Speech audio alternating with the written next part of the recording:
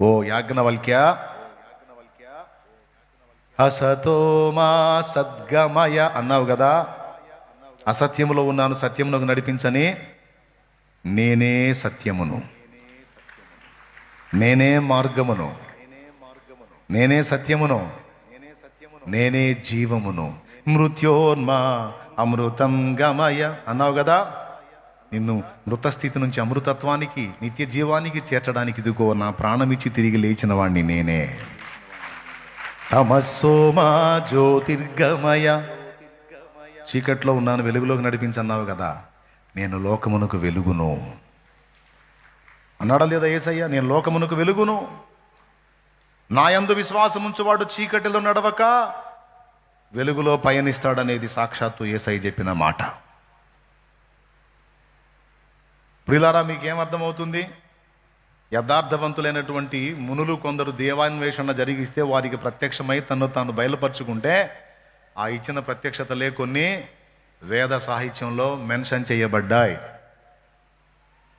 కాబట్టి యేసుక్రీస్తునందున్నవాడు వేదములో చెప్పబడినటువంటి పరమాత్మను హత్తుకున్నవాడు, అంతేగాని ఇంకో దానిలో పోయి కలిసినోడు కాదు.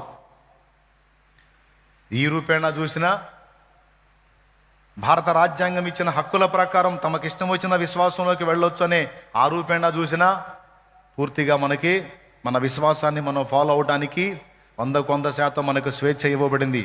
భౌతికంగా చూసినా, రాజ్యాంగ ప్రకారం, ఆధ్యాత్మికంగా చూసినా, అటు చూసినా ఇటు చూసినా, ఎటు చూసినా యేసులో మనం ఉండటానికి 100% యేసు అర్హుడు. ఆయనను హత్తుకోవటానికి మనం కూడా అర్హులం. కొడత గట్టిగా.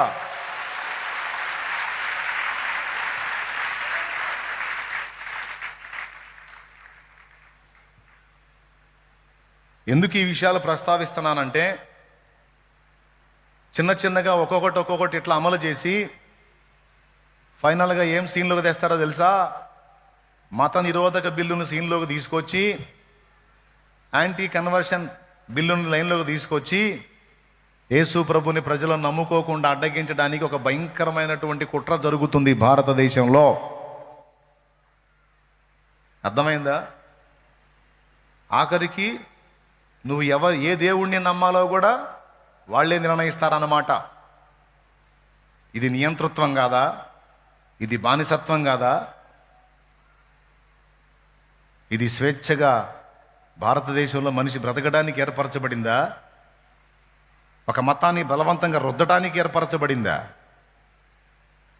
నీకు దమ్ముంటే నీ మత విశ్వాసంలో ఉన్న శక్తి ఏంటో